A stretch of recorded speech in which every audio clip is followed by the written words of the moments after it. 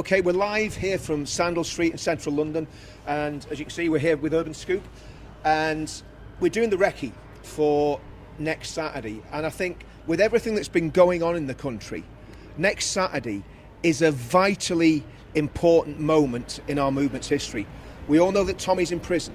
If you really care about getting Tommy out of solitary confinement, having his conditions changed, and hopefully getting him home and getting him free, then you really need to be standing with us in Sandal Street next Saturday, 1st of February. We're going to be forming up for muster at 12 o'clock.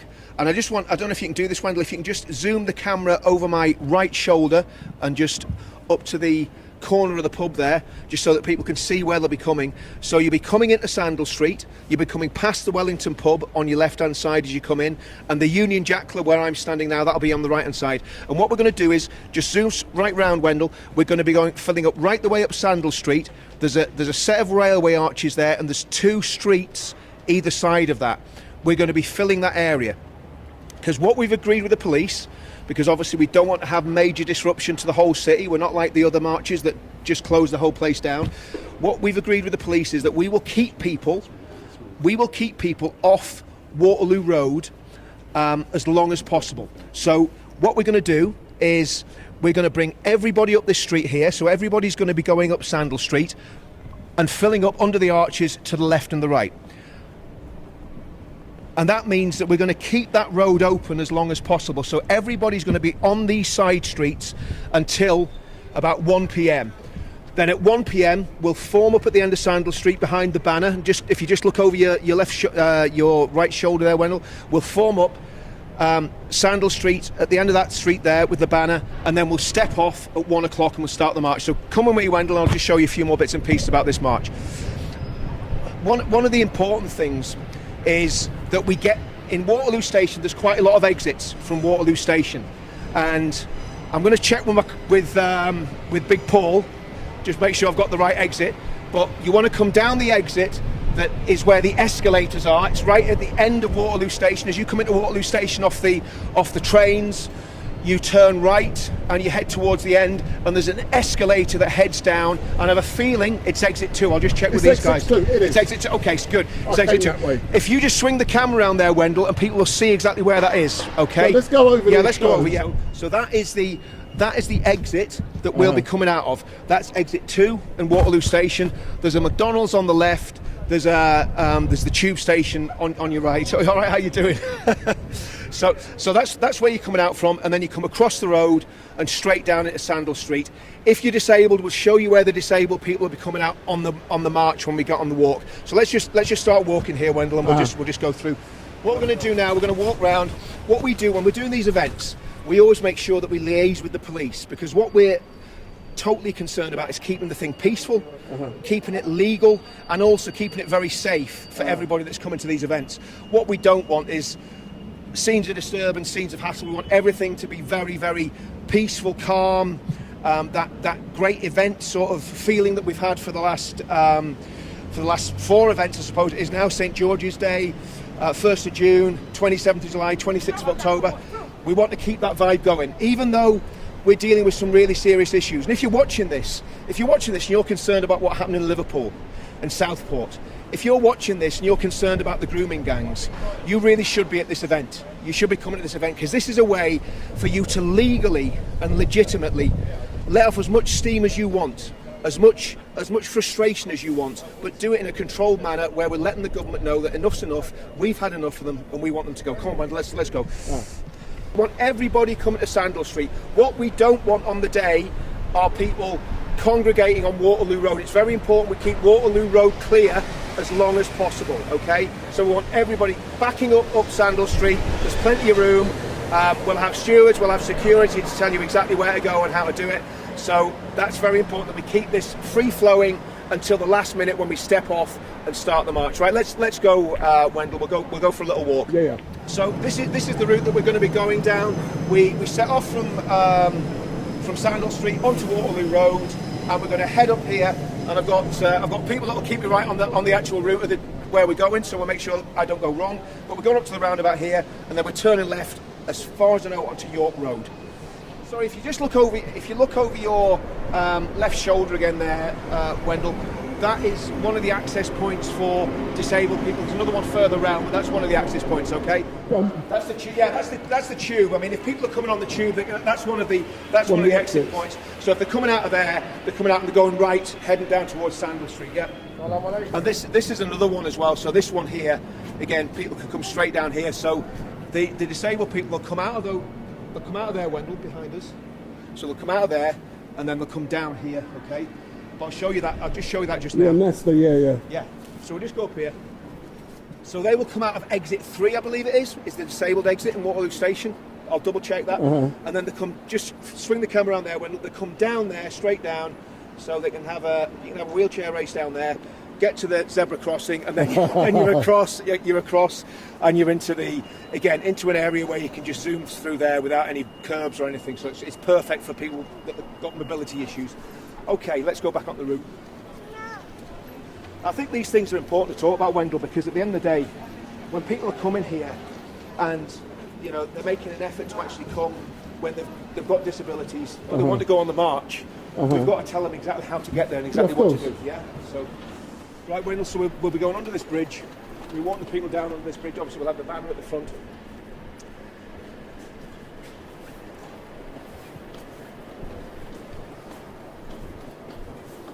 I'll just yeah.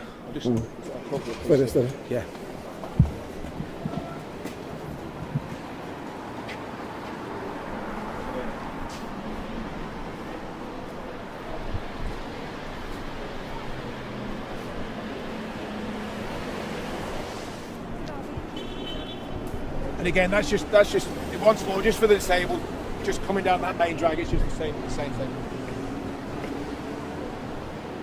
What we wanted was basically to have our people walking past Big Ben over Westminster Bridge, because it's an iconic location.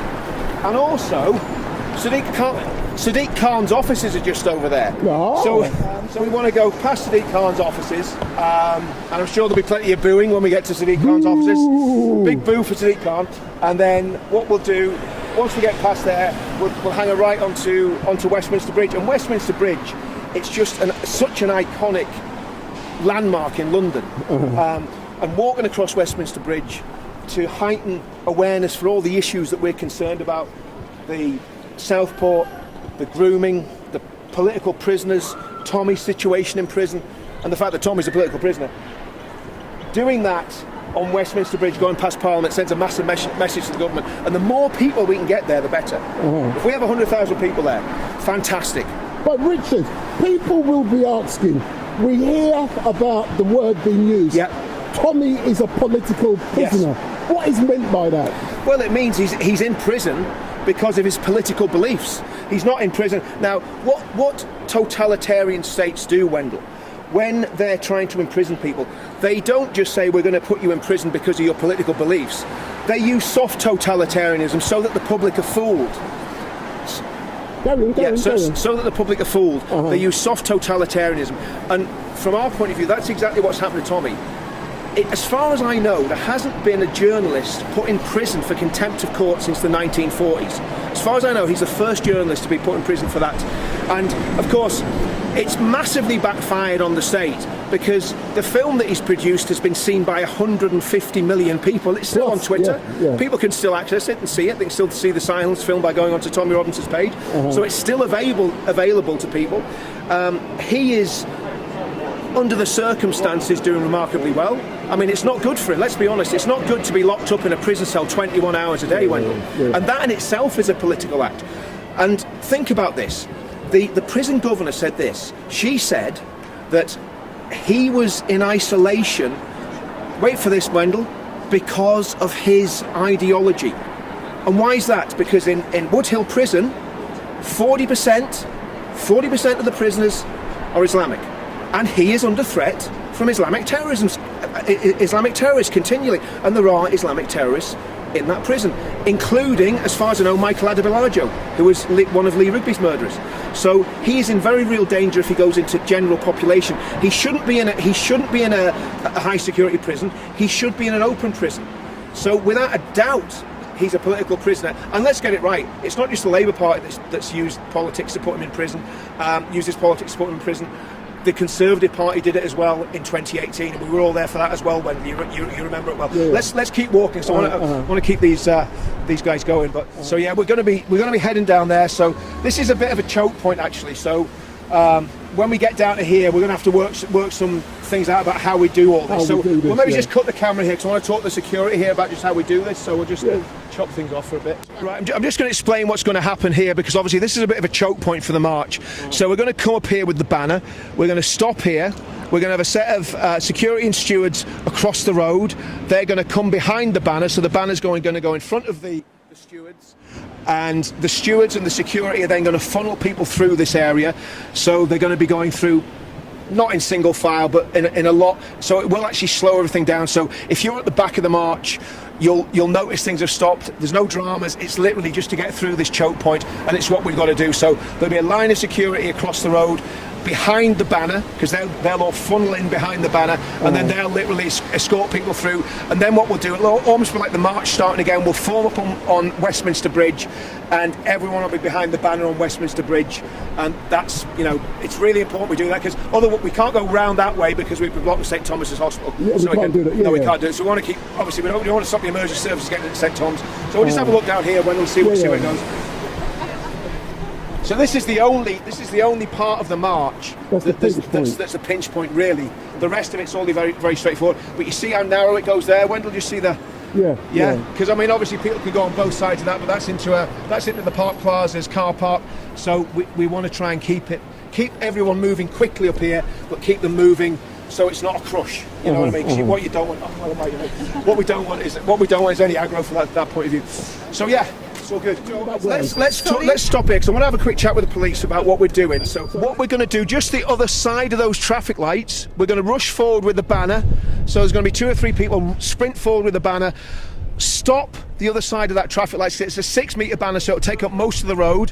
Okay, and then exactly, and then we're going to backfill with as many people as we can from that choke point. Now, if we have 25,000 people, 50,000 people, 100,000 people, we're gonna more or less fill the whole bridge, Wendell, to be brutally honest with you. But we don't know what we're going to get in terms of numbers. But what we do know is that we're gonna basically fill this road. And from your point of view as a cameraman, you are going to get that shot, mate. You're going to get the perfect shot. And just look at that. I mean, that is iconic.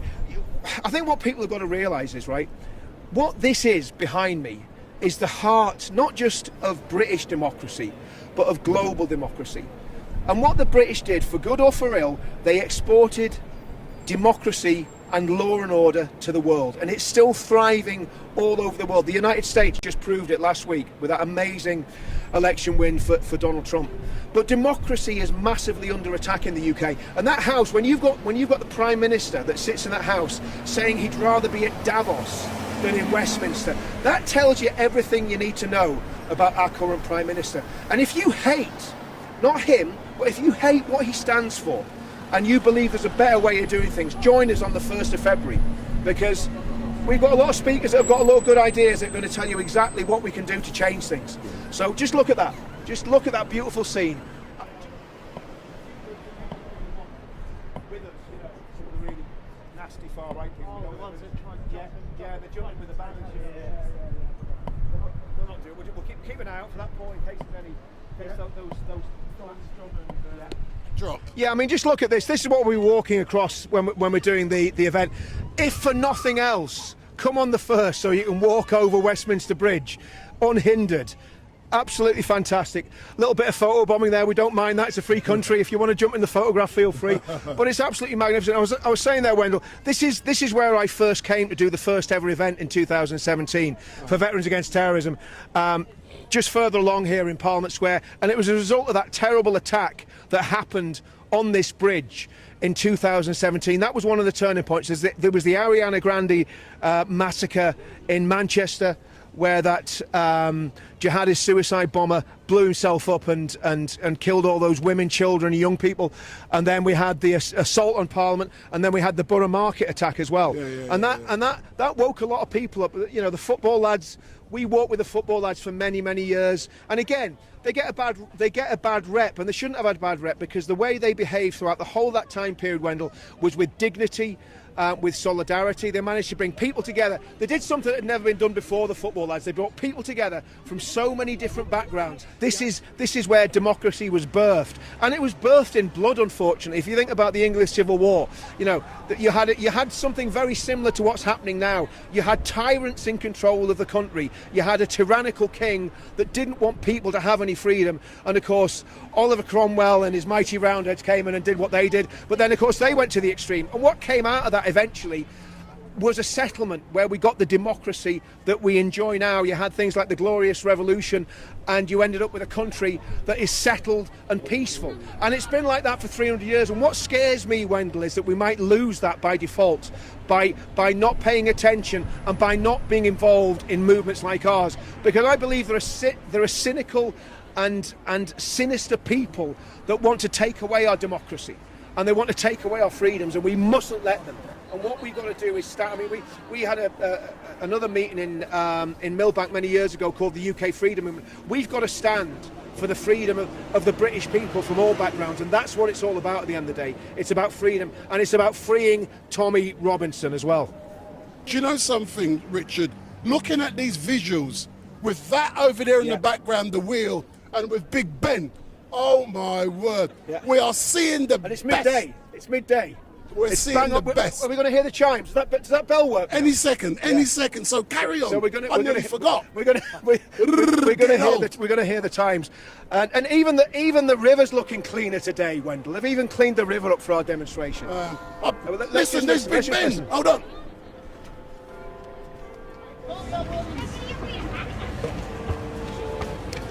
Yeah, I mean. Hold on. Yeah.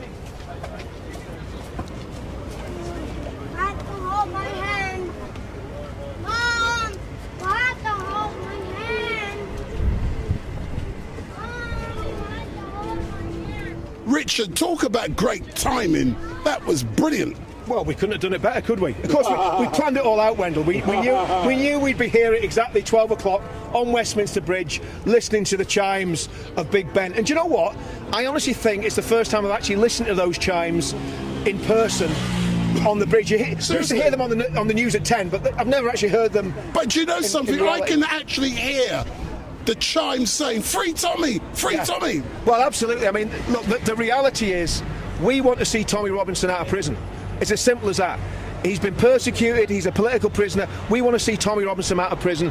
And I believe if we put enough pressure on, and if the American government, and this is an appeal, you know, Elon, you own Twitter, this is going live on Twitter. Elon, use all your influence with the American government to get Tommy Robinson out of prison and back with his family. That's what this is all about. He shouldn't be in the conditions that he's in. And I'll tell you something else. What's happened to those people that have been locked up throughout the country? Summary justice, dragged into the courts, you know, encouraged to plead guilty to things they probably didn't even do. Those political prisoners have got to be freed as well. So free Tommy, free all the political prisoners, get to the demo on the 1st of February.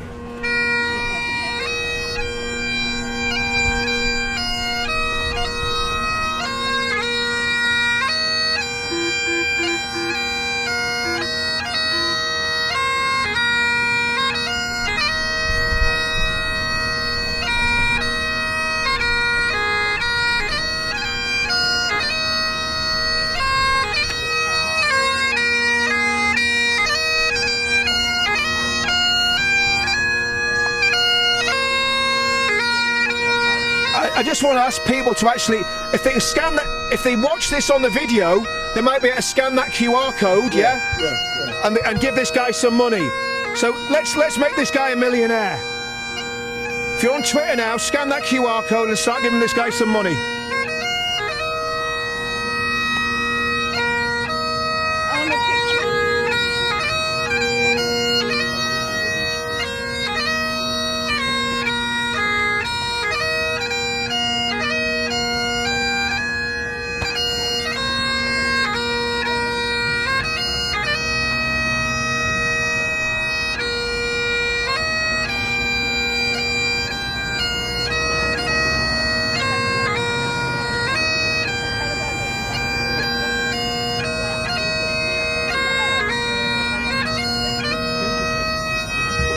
Yeah, just get on that, Wendell. Get on that. Let's get on that QR code for this guy so we can.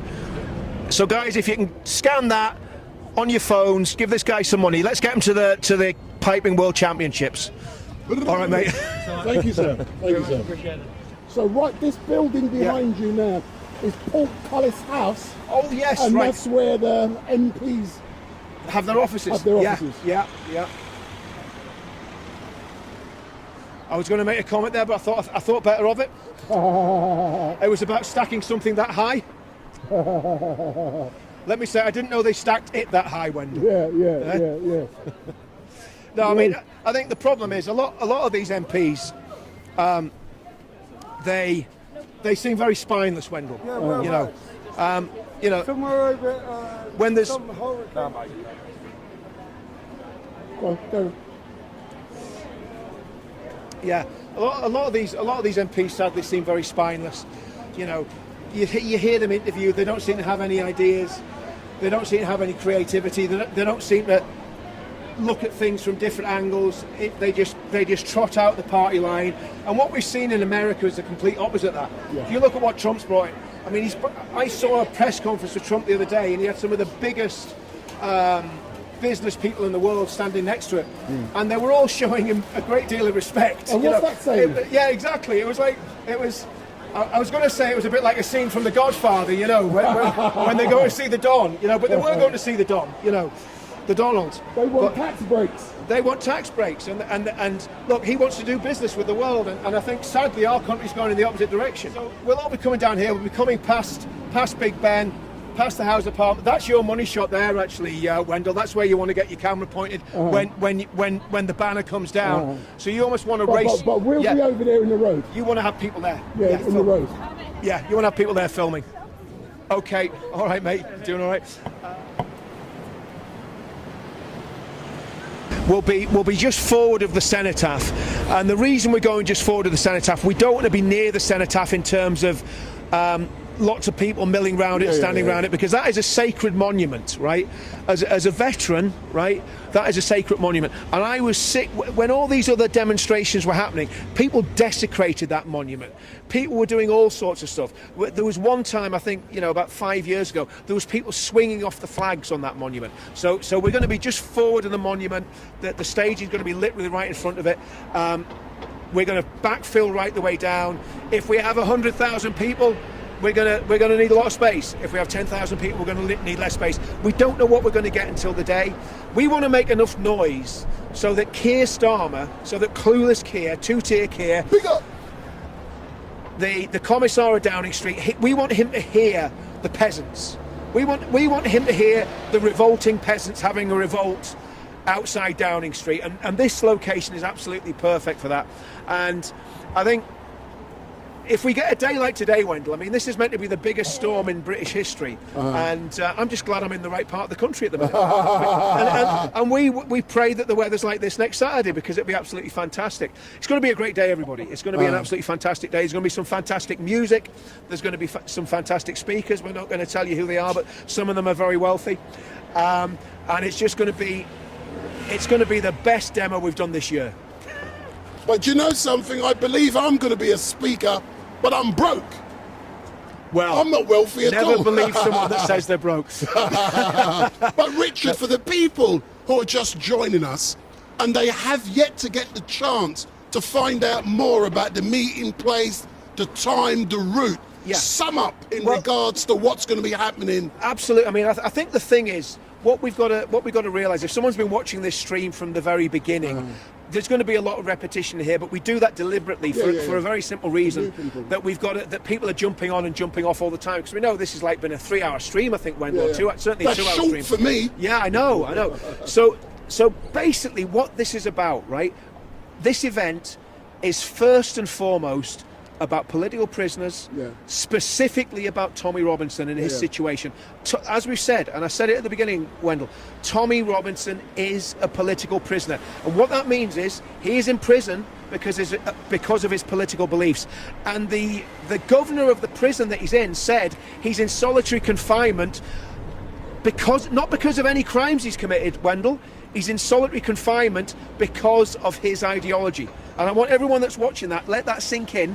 he is in a British prison in solitary confinement because of his ideology. And the reason he's in solitary confinement is because the prison authorities are terrified to put him on general population because he could be murdered by Islamist terrorists, because he's in a prison where Michael Adebalaju is, who murdered Lee Rigby. He's in a prison where 40% of the population is Muslim. A lot of them will be Islamists. So Tommy is in very real danger when he's in the prison system. And I want everyone that's watching this as well to spare a thought for those hundreds of political prisoners that got arrested for making tweets, those hundreds of political prisoners that got locked up for holding banners in front of police officers.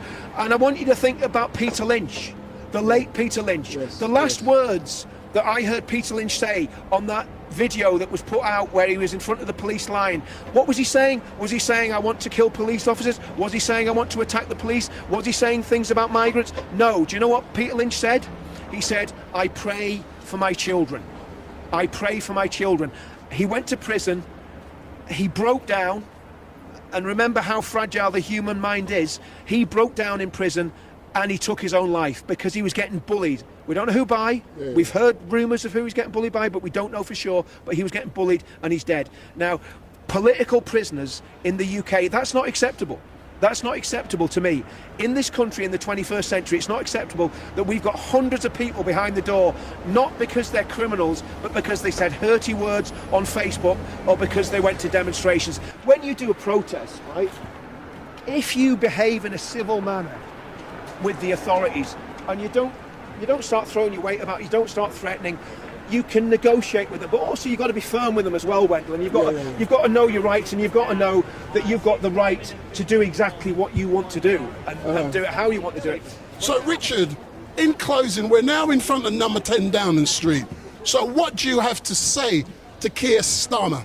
Well, in particular, Southport. Start telling the truth. Keir Starmer, we want to know the following things. We want to know why.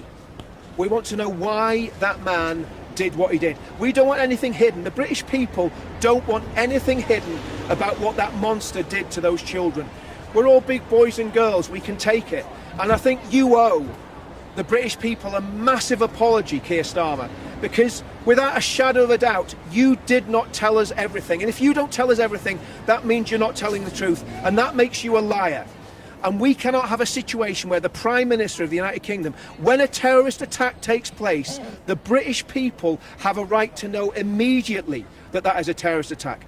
And then to hide behind contempt of court laws, like you did, Keir Starmer, like a coward, using the law to protect yourself, not using the law for justice, but using the law in a biased manner to protect yourself. And I believe if you'd have come out onto that podium in Downing Street and you'd have stood there at that podium and been a man and showed that you had the courage of a man and told the British people exactly what had happened and why it had happened, I don't believe those riots would have happened. I don't believe that Peter Lynch, I don't know if Keir Starmer, I don't know if you know who Peter Lynch is, but let me tell you who Peter Lynch is. He's a man who was standing in front of a police line in a riot and said, I pray for my children. He got 2 years in prison and he's dead now. And Keir Starmer, that is because you did not tell the truth. And from what I've seen in the last few days, you haven't had the courage of your conviction to tell the truth even now. And I don't want this to come across like we're using the tragedy of what happened to those little girls and the crime that monster committed as an excuse to attack you, Keir Starmer. The British people are demanding answers from you, Keir Starmer, and you, Yvette Cooper. Tell the British people the truth about what happened at Southport, about what this mixed ideology was. We think we know what it is. We're guessing, but guessing's not good enough. You know the truth. The police know the truth, and there are people in the media know the truth. And the British establishment, you need to start telling the British people from all backgrounds exactly what happened at Southport.